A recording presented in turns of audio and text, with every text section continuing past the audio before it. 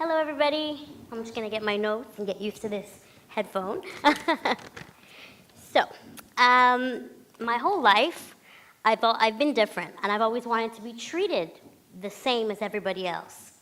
But when it comes to being an adult with a rare disease, I actually want to be treated different because I am different. So things need to be different and adapted for me. Also, as I get older, I have to think beyond the bones. It's not just about my bones anymore. Other things are aging, my heart, my lungs, all these other things that are affected by OI, my sight, my hearing, etc. What do? I'm an adult. Now what? So a little bit about me, and my disease. My mother was 28 years old. She was healthy, in great shape. She did aerobics. She had a perfect pregnancy, no history of prior illness in the family.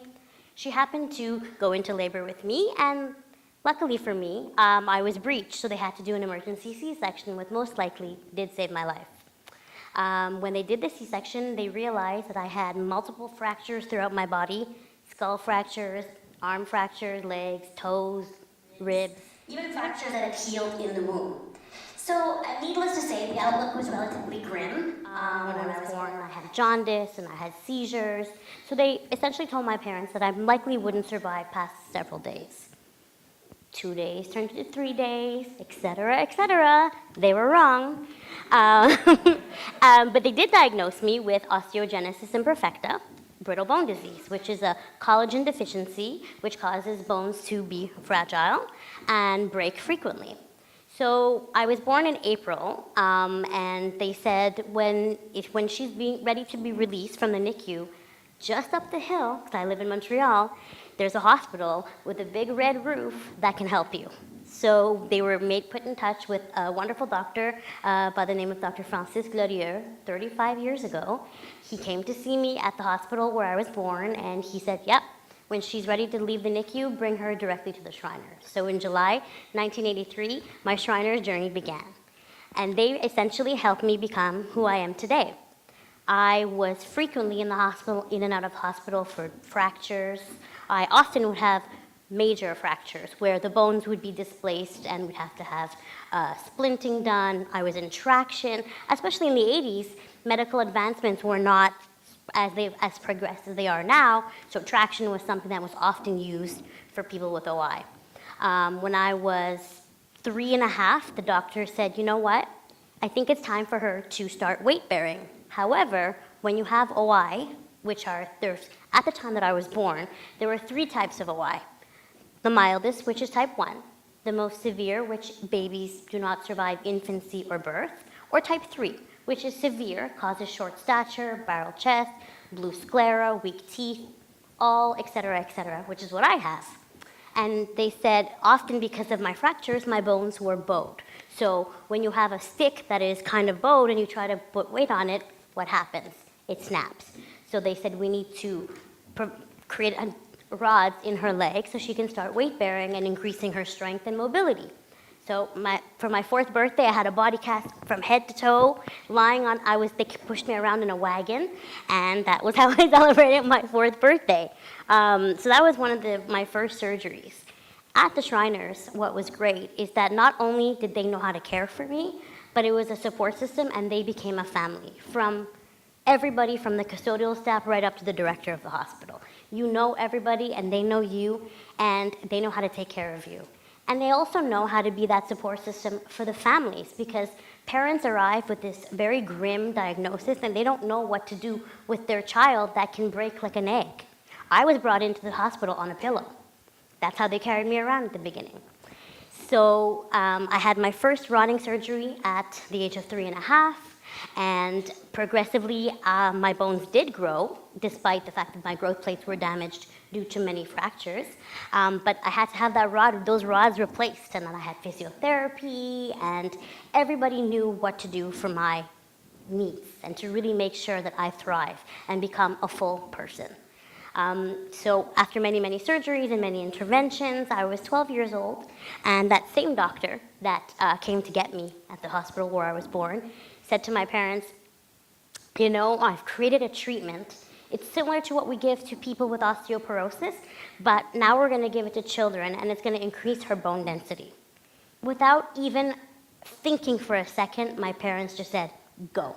Because that's the kind of confidence and faith that they had in the system at the Shriners, because they knew exactly what their daughter needed.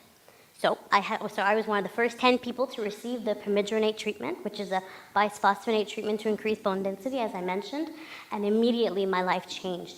Those physiotherapies that I hated doing and I needed to be bribed every time, I became easy. I had this burst of energy, and even though I was 12 years old, which often is the beginning of puberty and many people with OI do fracture more frequently during puberty, I had this renewed sense of energy, and I would have to go back to the hospital every 3 to 4 months for 3 days for 4-hour infusions. So much fun. Did I love it or did I love it? Because, first of all, I love the hospital. I'm crazy. I love the smell of the hospital. I love the food of the hospital. But that's because I didn't go to a normal hospital. I went to the country club of hospitals. Everybody, it was amazing. If ever you have a chance to go there, I recommend it. It's the best learning experience I think that anybody in the medical field could have. So I would often have to go to the hospital. But what was really neat about it is because the Shriners brings in children from all over the world in the United States, it was like a mini OI conference throughout every time. So we'd all make sure and we'd book our treatments at the same time. Oh, when are you coming? Oh, I'm going to come at the same time. And we would all be kind of plugged in, and we'd all start beeping at the same time, and the nurses would have to come running and unplug us. And it was just a really amazing, amazing time. So those are the memories that I had at the Shriners, and those are, obviously there were painful memories and surgeries and fractures, and when I would have a big fracture, I would already start anticipating what would come next. So fracture, then you'd have to be moved to the car, to the hospital. Oh, they're going to make me do an x-ray. So try to do an x-ray when your bone is literally in half and you have to move your arm and your leg. So as a child, there was anxiety, but then I knew once they set the bone and I would be okay. And I always had this confidence, and I didn't have to worry about my medical care. So, as I said before, I'm an adult. Now what? Another great thing that they always did at the Shriners was they had a multidisciplinary team on a yearly basis. They would call it an OI clinic. You'd go in, you'd see OI, you'd see PT, ortho, you'd see physio, you would see nutritionists, you'd see everybody, and they would say, okay, what's the game plan for Natalie for the next year? Obviously, if there were current things that need to happen or I would break, I would come in more frequently, but there was a game plan. And what's our goal? So in July this year, I was also attended a conference for people with OI at the Shriners, and there was a doctor from the US. And in the US, it's a little bit different because they have their own practice, and she specializes in OI. And she has the same type of multidisciplinary system, but she sees people from birth to end of life. So she doesn't have to worry about what happens when they turn 21, which is what I have to deal with now. Having a rare disease is more common now for medical students or medical professionals because people with childhood diseases live longer. We're all thriving because we all had amazing treatment when we were younger. We're surviving. And then what happens to us?